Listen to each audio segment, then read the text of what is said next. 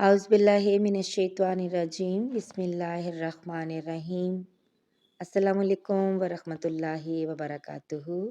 Welcome back to my channel نبی کی باتیں اردو اسٹیٹس۔ ناظرین، ہم نے سیرت النبی صلی اللہ علیہ وآلہ وسلم قدم بہ قدم پڑھنے کا جو سلسلہ شروع کر رکھا ہے، اس کے الحمدللہ ہم نے 56 ابواب پڑھ لیے ہیں۔ آج کی اس ویڈیو میں ہم باب نمبر 57 پڑھیں گے، جس کا عنوان ہے اسلامی بھائی چارہ۔ اگر آپ چینل پر نئے ہیں تو چینل کو سبسکرائب کر لیجئے اور بیل آئیکن ضرور پریس کر دیجئے تاکہ ہر نئے باب کی ویڈیو آپ تک بر وقت پہنچ سکے۔ شروع کرتے ہیں آج کی ویڈیو، اسلامی بھائی چارہ۔ حضرت تمیم داری رضی اللہ تعالیٰ عنہ نے یہ قندیلیں مسجد میں لٹکا دیں، پھر رات کے وقت ان کو جلا دیا۔ یہ دیکھ کر حضور نبی کریم صلی اللہ علیہ وآلہ وسلم نے فرمایا، ہماری مسجد روشن ہو گئی، اللہ تعالیٰ تمہارے لیے بھی روشنی کا سامان فرمائے۔ اللہ کی قسم، اگر میری کوئی اور بیٹی ہوتی تو میں اس کی شادی تم سے کر دیتا۔ بعض روایات میں ہے کہ سب سے پہلے حضرت عمر فاروق رضی اللہ تعالیٰ عنہ نے مسجد میں قندیل جلائی تھی۔ مسجد نبوی کی تعمیر کے ساتھ آپ صلی اللہ علیہ وآلہ وسلم نے 2 حجرے اپنی بیویوں کے لیے بنوائے تھے، باقی حجرے ضرورت کے مطابق بعد میں بنائے گئے۔ ان 2 میں سے ایک سیدہ عائشہ صدیقہ رضی اللہ تعالیٰ عنہا کا تھا اور دوسرا سیدہ سودا رضی اللہ تعالیٰ عنہا کا۔ مدینہ منورہ میں وہ زمینیں جو کسی کی ملکیت نہیں تھیں، ان پر آپ صلی اللہ علیہ وآلہ وسلم نے مہاجرین کے لیے نشانات لگا دیے، یعنی یہ زمینیں ان میں تقسیم کر دیں۔ کچھ زمینیں آپ کو انصاری حضرات نے ہدیہ کی تھیں، آپ صلی اللہ علیہ وآلہ وسلم نے ان کو بھی تقسیم فرما دیا اور ان جگہوں پر ان مسلمانوں کو بسایا جو پہلے قباء میں ٹھہر گئے تھے۔ لیکن بعد میں جب انہوں نے دیکھا کہ قباء میں جگہ نہیں ہے تو وہ بھی مدینہ چلے آئے۔ آپ صلی اللہ علیہ وآلہ وسلم نے اپنی بیویوں کے لیے جو حجرے بنوائے وہ کچے تھے، کھجور کی شاخوں، پتوں اور چھال سے بنائے گئے تھے، ان پر مٹی لیپی گئی تھی۔ حضرت حسن بصری رحمۃ اللہ علیہ مشہور تابعی ہیں، اور یہ تو آپ کو پتہ ہی ہوگا کہ تابعی اسے کہتے ہیں جس نے کسی صحابی کو دیکھا ہو۔ وہ کہتے ہیں کہ جب میں چھوٹا تھا تو حضرت عثمان غنی رضی اللہ تعالیٰ عنہ کی خلافت کے دور میں امہات المومنین کے حجروں میں جاتا تھا۔ ان کی چھتیں اس قدر نیچی تھیں کہ اس وقت اگرچہ میرا قد چھوٹا تھا لیکن میں ہاتھ سے چھتوں کو چھو لیا کرتا تھا۔ حضرت حسن بصری رحمۃ اللہ علیہ اس وقت پیدا ہوئے تھے جب حضرت عمر رضی اللہ تعالیٰ عنہ کی خلافت کو ابھی 2 سال باقی تھے۔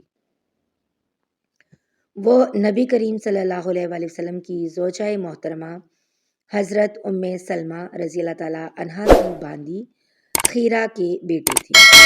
حضرت ام سلمہ رضی اللہ تعالیٰ عنہا انہیں صحابہ کرام کے پاس کسی کام سے بھیجا کرتی تھیں۔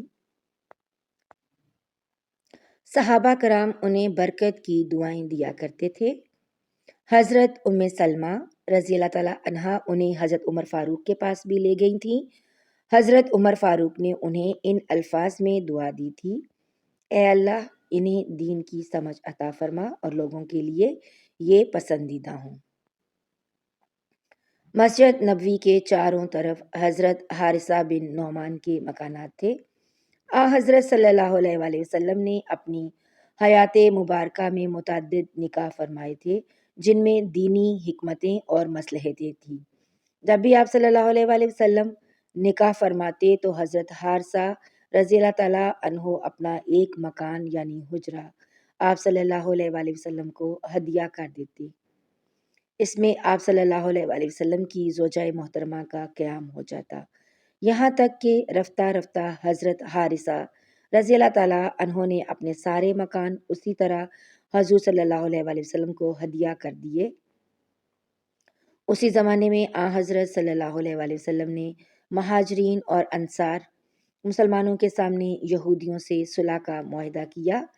اس معاہدے کی ایک تحریر بھی لکھوائی۔ معاہدے میں طے پایا کہ یہودی مسلمانوں سے کبھی جنگ نہیں کریں گے، کبھی انہیں تکلیف نہیں پہنچائیں گے، اور یہ کہ حضرت صلی اللہ علیہ وآلہ وسلم کے مقابلے میں وہ کسی کی مدد نہیں کریں گے، اور اگر کوئی اچانک مسلمانوں پر حملہ کرے تو یہ یہودی مسلمانوں کا ساتھ دیں گے۔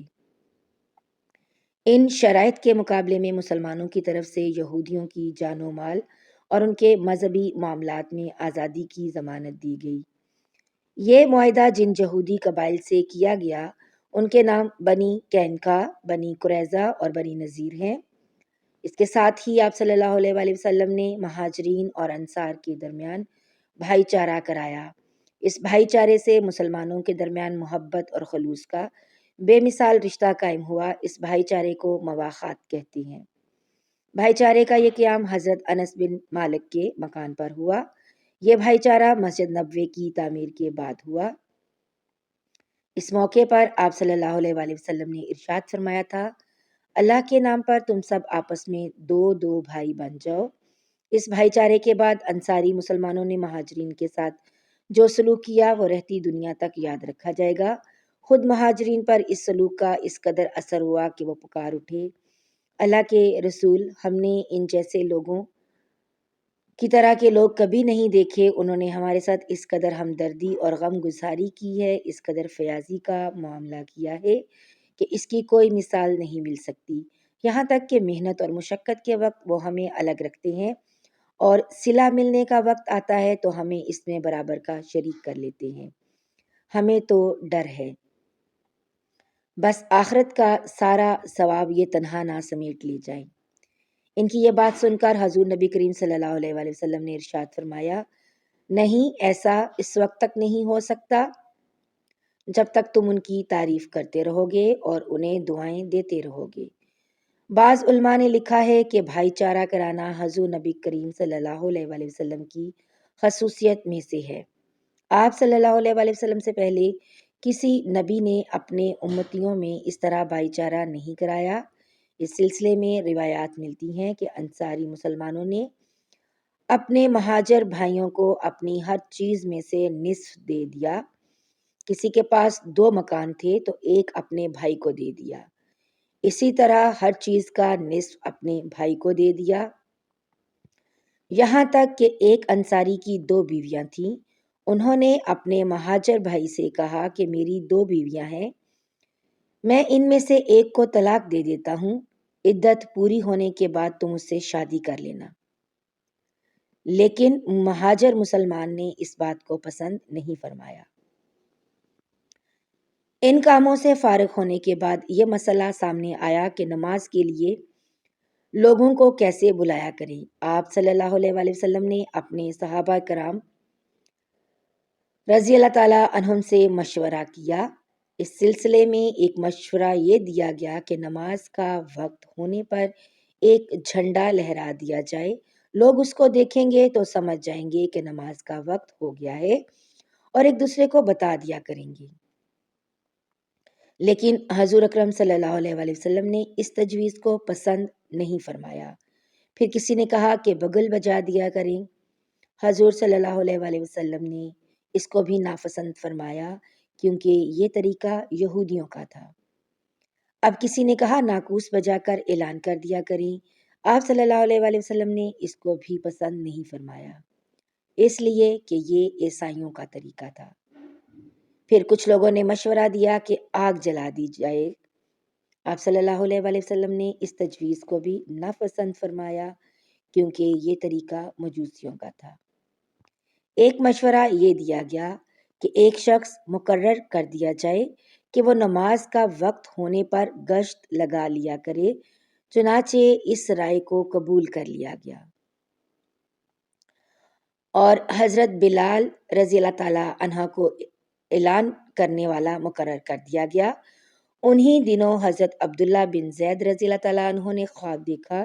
انہوں نے ایک شخص کو دیکھا کہ اس کے جسم پر 2 سبز کپڑے تھے اور اس کے ہاتھ میں ایک ناقوس یعنی بغل تھا۔ حضرت عبداللہ بن زید رضی اللہ تعالیٰ عنہ فرماتے ہیں کہ میں نے اس سے پوچھا کیا تم یہ ناقوس فروخت کرتی ہو؟ اس نے پوچھا تم اس کا کیا کرو گے؟ میں نے کہا ہم اس کو بجا کر نمازیوں کو جمع کریں گے۔ اس پر وہ بولا کیا میں تمہیں اس کے لیے اس سے بہتر طریقہ نہ بتا دوں؟ میں نے کہا ضرور بتائیے۔ اب اس نے کہا تم یہ الفاظ پکار کر لوگوں کو جمع کیا کرو، اور اس نے اذان کے الفاظ دہرا دیے، یعنی پوری اذان پڑھ کر سنا دی، پھر تکبیر کہنے کا طریقہ بھی بتا دیا۔ صبح ہوئی تو حضرت عبداللہ بن زید آپ صلی اللہ علیہ وآلہ وسلم کی خدمت میں حاضر ہوئے اور اپنا یہ خواب سنایا۔ خواب سن کر آپ صلی اللہ علیہ وآلہ وسلم نے ارشاد فرمایا بے شک یہ سچا خواب ہے، انشاءاللہ تم جا کر یہ کلمات بلال کو سکھا دو تاکہ وہ ان کے ذریعے اذان دیں۔